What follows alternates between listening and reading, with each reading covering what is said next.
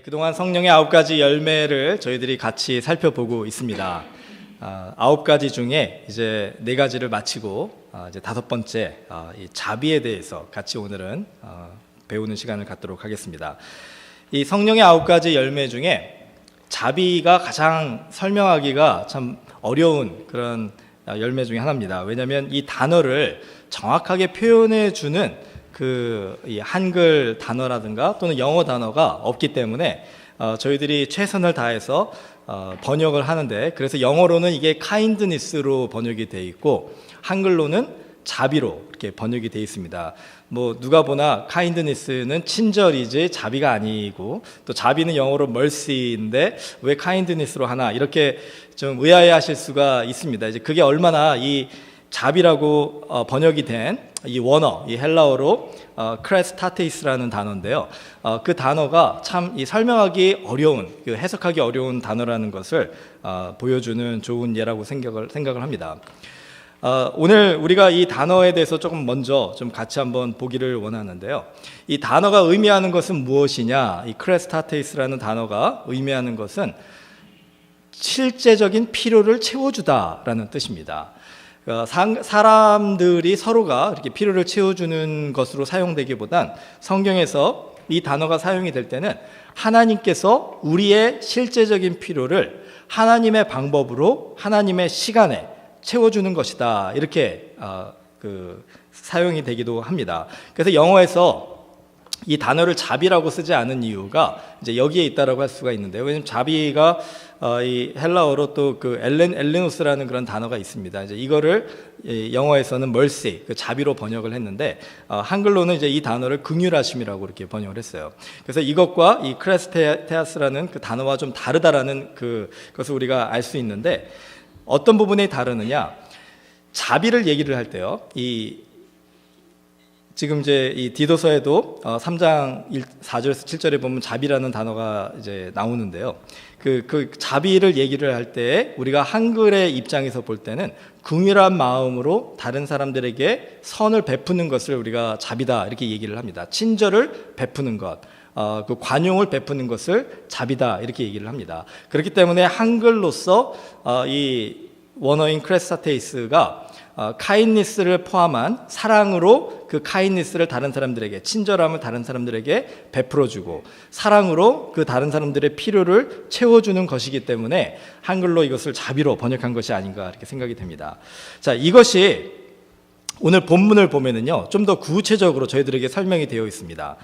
디도서 3장 4절에서 7절을 다시 한번 보시면은 우리 구주 하나님의 자비와 사람 사랑하심이 나타날 때에, 이렇게 설명을 함으로써 바울이 그 성경적인 자비가 그냥 친절하게 사람들을 대하고 사람들을 도와주는 것만이 아니라 하나님의 사람을 사랑하시는 그 마음이 포함되어 있는 것이다라는 것을 같이 설명해 주는 것을 보게 됩니다. 그러면서 3장 5절에 우리를 구원하시되 우리가 행한 바 의로운 행위로 말미암지 아니하고 오직 그의 긍휼하심을 따라 중생의 씻음과 성령의 새롭게 하심으로 하셨나니. 지금 바울이 여기에서 이 하나님의 자비, 크레스타테이스라는 그런 단어가 어떻게 쓰여지냐면은 우리의 필요를 채우시는데, 우리에게 절실한 필요가 무엇이냐면은 바로 영적인 구원의 필요가 있다는 것입니다. 그래서 그 영의 구원을 하시기 위하여 하나님께서 우리에게 우리의 의로, 우리의 노력으로, 우리의 여러 가지 행위로 구원받을 수 없기 때문에 하나님의 긍휼하심으로, 하나님의 선하신 그런 사랑으로 우리들에게 그 구원의 길을 제시를 해주신 것이다. 그 구원의 길이 무엇이냐? 3장 6절에 보시면 우리 구주 예수 그리스도로 말미암아 우리에게 그 성령을 풍성히 부어주사 우리로 그의 은혜를 힘입어 의롭다 하심을 얻어 영생의 소망을 따라 상속자가 되게 하려 하심이라.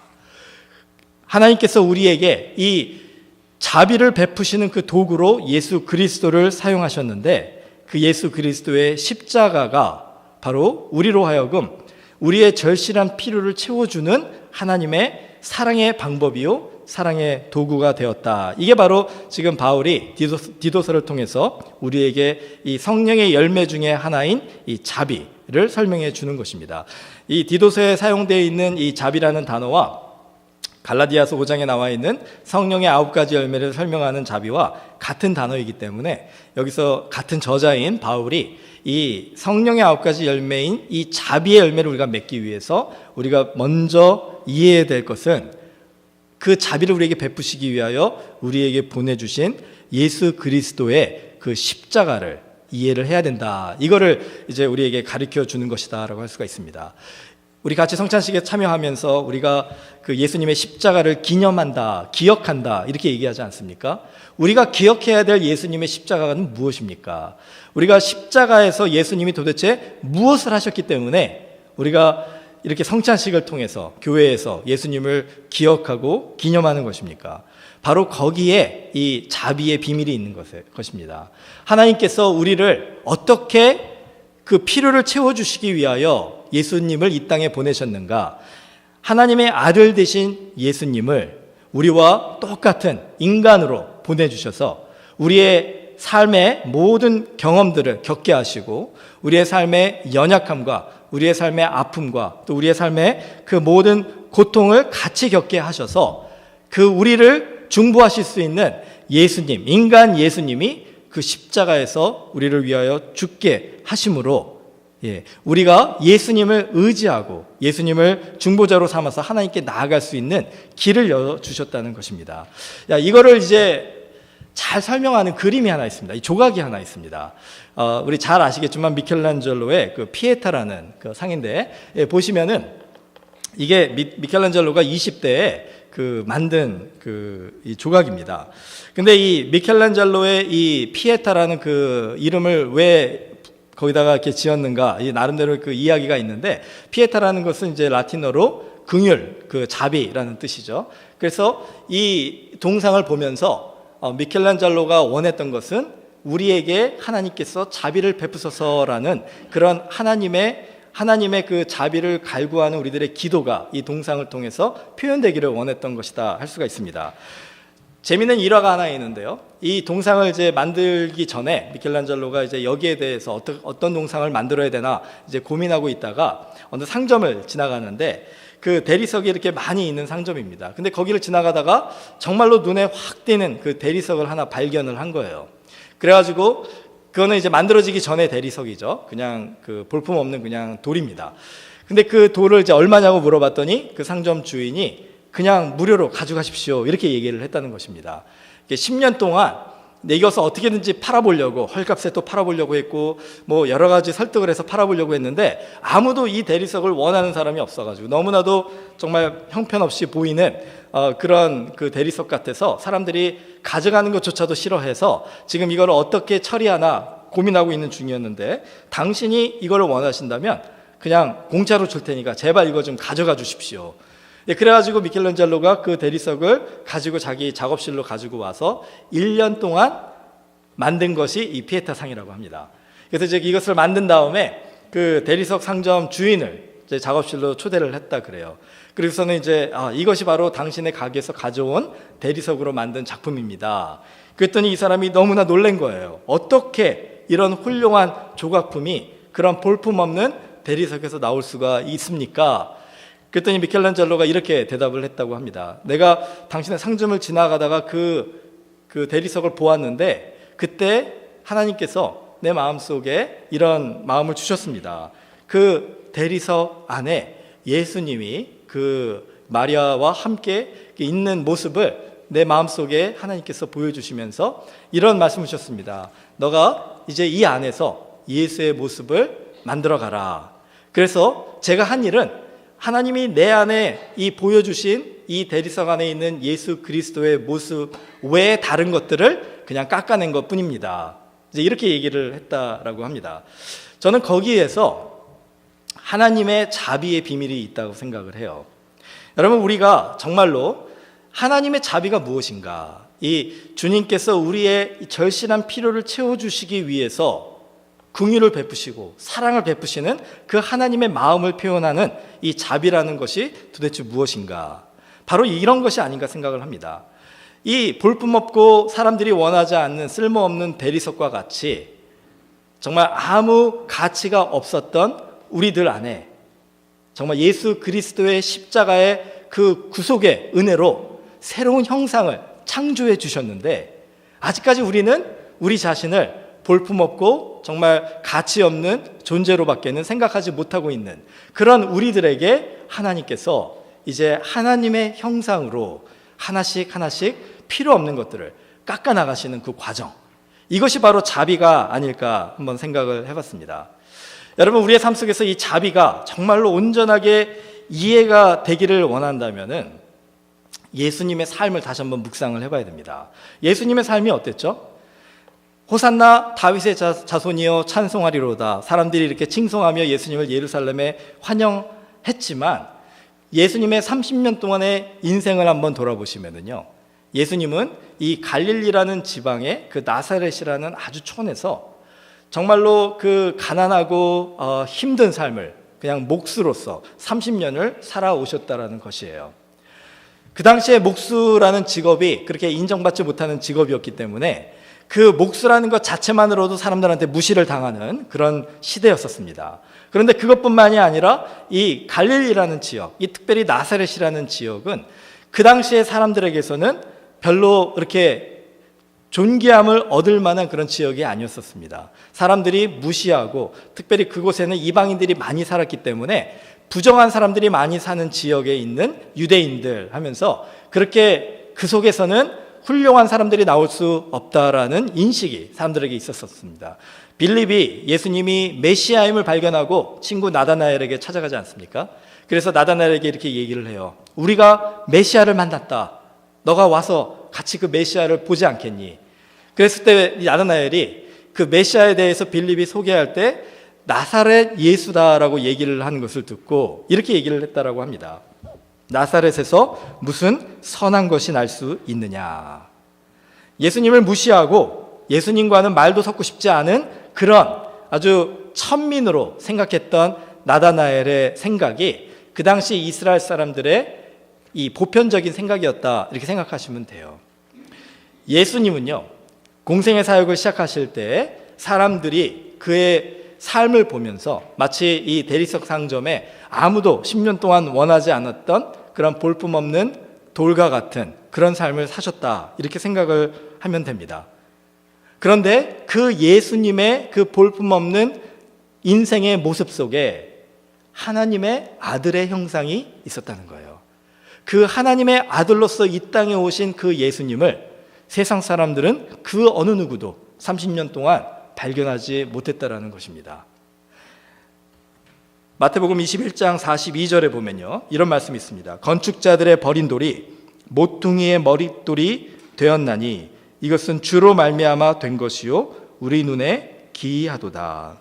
베드로전서 2장 4절에서 5절에 보면요, 사람들에게는 버림바가 되었으나 하나님께는 택하심을 입은 보배로운 산돌이신 예수께 나아가 너희도 산돌같이 신령한 집으로 세워지고 예수 그리스도로 말미암아 하나님이 기쁘게 받으실 신령한 제사를 드릴 거룩한 제사장이 될지니라. 자, 우리가 이 자비를 온전하게 이해하고 하나님의 자비를 받으면서 그 자비를 누리면서 또 베풀면서 살아가는 사람이 되기 위해서는요, 제일 먼저 생각해 보아야 될 것이 우리가 버린 돌이 된 것을 두려워하지 않아야 된다는 것입니다. 버린 돌이 될까 봐 두려워하지 않아야 된다는 것입니다. 예수님께서 오늘 이 두 말씀을 통해서 우리들에게 주시고자 하시는 공통적인 메시지가 무엇입니까? 버려진 돌로 오신 예수님이 이 땅에서 정말 보배로운 산돌로, 건물의 모퉁이 돌로, 하나님의 이 교회 공동체의 정말 반석으로서 하나님께 쓰임받는 그 가장 큰 이유가 무엇인가? 바로 주로 말미암아 하나님의 자비하심으로 말미암아 가능했다는 것입니다. 여러분, 오늘 내 삶에 정말 이렇게 버린 돌과 같은 나의 모습을 혹시 발견하신다면요, 내 삶 속에서 어떤 부분에서 사람들에게 이렇게 예수님이 당하셨던 그런 그 무시함을 당하는 그런 삶을 살고 계신다면요, 여러분들이 여러분의 모습을 보았을 때 정말 나는 왜 이 정도밖에 안 되나 하는 그런 나의 연약함과 나의 부족함과 정말 부끄러움을 여러분이 발견하셔서 그 대리석 상점의 그 사람들 앞에 인정받지 못하는 가치 없는 돌과 같은 마음을 여러분이 가지고 계신다면요, 오늘 우리가 하나님의 전에 나아와서 하나님께 나아가면서 고백할 것은 자비를 베푸소서라는 그런 고백입니다. 왜냐하면 우리에게 필요한 것이 바로 자비이기 때문에 그래요. 여러분, 정말 우리가 이렇게 하나님 안에서 자비의 그 은혜를 받았을 때 꼭 기억하셔야 될 것이 있습니다. 많은 사람들이 오해하는 것이 있어요. 어떤 것이냐면 내 안에 하나님의 작품이 정말 존재하는가, 하나님의 그 걸작품이 존재하는가. 여러분, 그 대리석 상점의 그 돌을 보았을 때요, 많은 사람들은 그 속에서 이 피에테상을 보지 못했습니다. 근데 안타까운 거는 우리가 우리 자신을 볼 때에 우리도 그것을 보지 못한다는 거예요. 여러분의 삶 속에 지금 하나님께서 그 자비의 은혜로 하나님의 기뻐 받으시는, 하나님이 특별하게 태초부터 목적하신 하나님의 귀한 걸작품과 같은 인생이 지금 숨겨져 있음을 여러분 믿으십니까? 지금 내 모습을 보니까 도저히 그런 모습이 보이지 않으니까 우리가 거기에서 내가 뭐 아무리 열심히 해봤자 이렇게 생각하고 혹시 그냥 포기하고 계시지는 않는가 하는 생각을 해봅니다. 하나님께서 이 교회 공동체에 참여하신 여기 계신 모든 한 분 한 분을 성경에서 우리가 존경하는 바울처럼, 베드로처럼, 야고보처럼 쓰실 것이다, 이렇게 약속으로 여러분의 마음속에 그 말씀을 주신다면 여러분 아멘으로 받아들이실 수 있겠냐는 거예요. 저를 좀 따라해 주시기 바랍니다. 나는 하나님의 작품이다. 믿으십니까? 자, 이것을 여러분이 믿으신다면요, 두 번째로 우리가 마음속에 결심해야 되는 것이 있습니다. 무엇이냐면 깎이는 아픔을 받아들이셔야 된다는 거예요. 여러분이 정말로 하나님이 여러분의 삶 속에 숨겨놓으신 그 아름다운 하나님의 걸작품이다라는 것을 믿음으로 받아들이시고 그 걸작품의 삶을 살기를 소망하신다면, 미켈란젤로가 그 대리석을 갖다 놓고 1년 동안 한 일이 뭡니까? 불필요한 부분들을 깎고 없애는 일을 한 거예요. 그렇다면 우리도 하나님께서 우리에게 이제 이 걸작품을 발견하게 하시기 위해서 정을 들으시고 우리를 내리치시면서 깎으실 때 우리의 삶의 불필요한 부분들을 하나씩 제거해 나가실 때 여러분이 불순종하지 마시고 감사함으로 그것을 받아들이실 수 있어야 된다는 것입니다. 만약에 우리가 그것을 하지 않겠다라고 한다면은 우리는 그냥 볼품없는 대리석으로 평생 살다가 죽게 되는 거예요. 많은 사람들이 이 천국을 소망하는 이유가 참 그 좋은 뜻에서가 아니라 좀 안 좋은 뜻에서일 때가 있습니다. 그 어떤 예화가 있습니다. 신학교에서 신학 교수님이요, 이제 방학을 앞두고 학생들한테 이렇게 물어봤다고 합니다. 너희들이 정말로 이제 방학을 맞아서 다 집을 가기를 원하는데 내가 이 질문을 좀 해보겠다.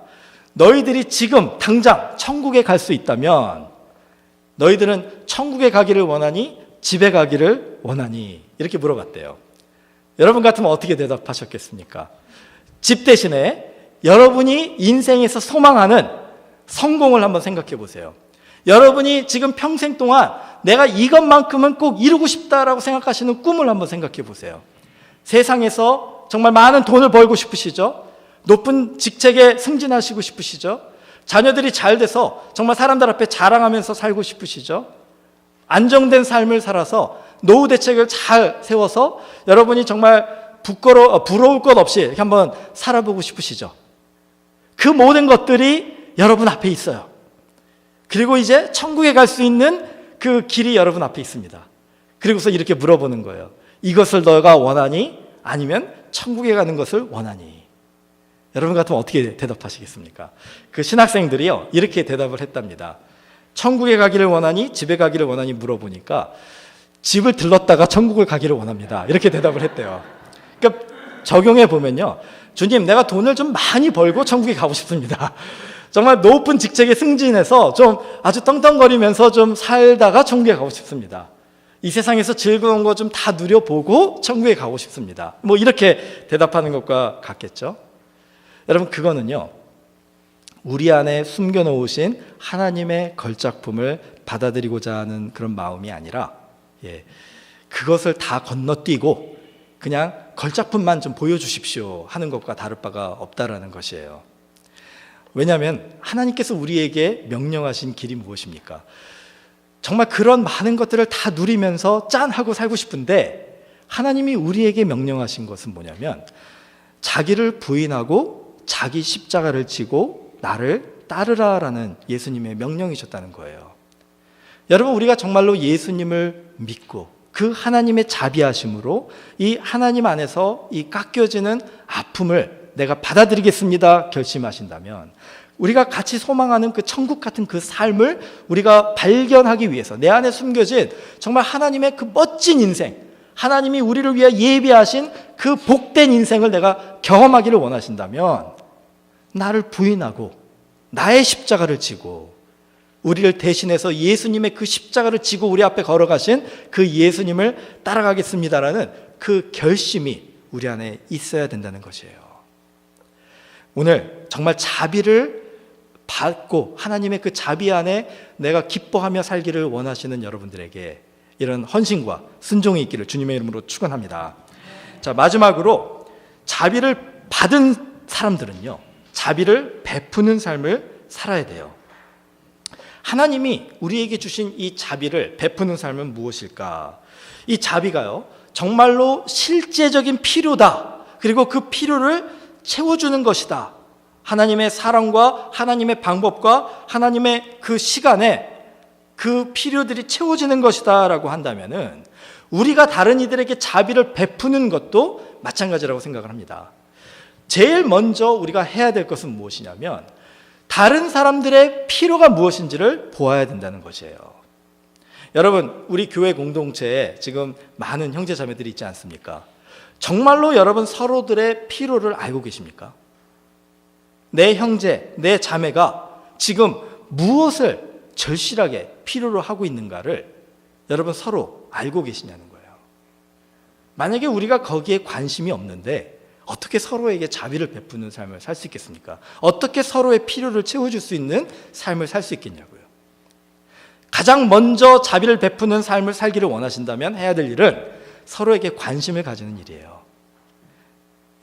옆에 계신 분들, 정말 주일날 한 번 만나서 같이 예배드리고 그리고 친교 시간에 같이 친교하다가 헤어지면 일주일 내내 어떻게 사는지 관심도 갖고 있지 않다가 그 다음 주에 다시 모여가지고 주의 이름으로 사랑합니다 이렇게 얘기하고 다시 헤어지면 제대로 살고 있는지 죽었는지 관심도 없다가 다음 주에 또 만나서 똑같은 일을 반복해요. 여러분 52주 그렇게 반복하고 10년, 20년 한번 그렇게 반복해 보십시오. 크리스찬의 삶이요, 정말 초라한 삶이 되어버립니다. 크리스찬의 삶이 정말 비실비실한 신앙인의 삶이 되어버리는 거예요. 왜 그런지 아세요? 하나님의 자비를 받은 사람은 그렇게 살 수 없기 때문에 그렇습니다. 하나님의 사랑을 받은 사람은요, 하나님의 용서를 받은 사람은요, 하나님이 우리의 필요를 채워주셔서 우리로 하여금 하나님 앞에 감사합니다, 찬양합니다, 고백할 수밖에 없는 그런 사람들은요, 이렇게 살 수 없습니다. 이렇게 살 수 있다는 것 자체가 기적이에요. 여러분, 우리가 왜 사랑으로 하나 되자라는 그런 표현이 우리 공동체에 꼭 필요한 겁니까? 만약에 우리가 그렇게 입술로만 사랑합니다, 사랑합니다 고백했다가 하나님의 이 자비의 은혜를 체험하는 공동체로 하나님이 우리에게 다시 한번 깨워주시고 우리를 변화시켜 주셨다면, 우리가 이제부터 해야 될 일은 멀리 정말 아프리카 그 오지에 있는 그 사람들을 사랑하는 그 마음만 가지고 있는 게 아니라, 전화 한 통하면은 내가 관심을 가지고 그동안 어떻게 지냈습니까? 물어볼 수 있는 우리 교회 공동체 안에 형제 자매들에게 관심을 가져주는 겁니다. 5분이면 돼요. 5분. 여러분, 일주일 동안 5분을 내가 쓰지 못해가지고 내 형제 자매들에게 자비를 베풀 수 없다면 우리가 어떻게 사랑으로 하나 되는 공동체라고 할 수 있겠습니까? 자비를 베푸는 삶은요, 기쁜 마음으로 하나님에게 받은 은혜를 서로에게 나눠주는 삶이에요. 여러분, 제가 정말 우리 이제 구역 모임을 시작을 하면서 여러분에게 간절하게 부탁을 드립니다.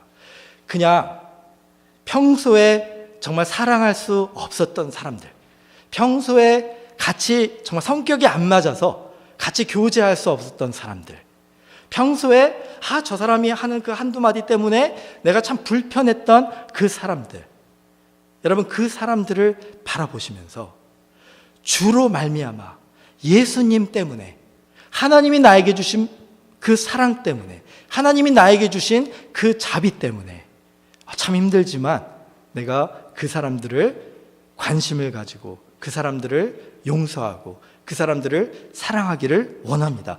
기도하는 마음으로 한번 다가가 보시기를 바랍니다. 우리의 구역 모임 때, 여러분들이 그 공동체 모임 때 그런 작은 노력들로 관심을 가지고 서로에게 서로 마음을 여시고 접근하시면은요, 기적이 일어나는 거예요. 우리 공동체가 정말 하나님의 사랑으로 따뜻한 공동체가 되는 겁니다. 저는 이 세상에 무엇보다 그게 가장 아름다운 것 같아요. 그게 되면 어떤 일이 일어나는지 제가 이사야서 40장 27절을 통해서 말씀드리겠습니다.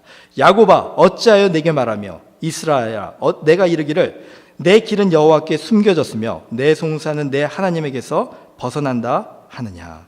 너는 알지 못하였느냐? 듣지 못하였느냐?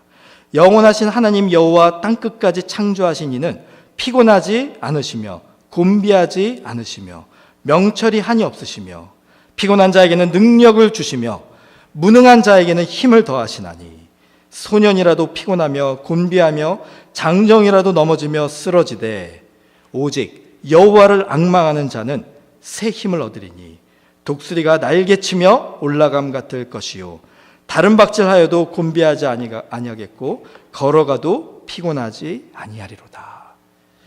여러분, 우리가 여호와를 앙망하는 자는 새 힘을 얻고 독수리의 날개치며 올라감 같다, 이렇게 얘기하지 않습니까?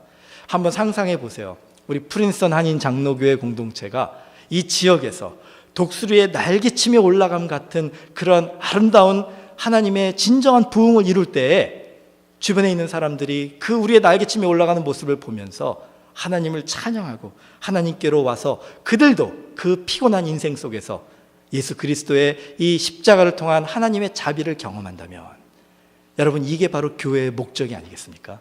이게 바로 우리 인생의 목적이 아니겠습니까? 오늘 이 마음을 품고 우리가 하나님 앞에 나아가는 저희들 되기를 주님의 이름으로 축원합니다.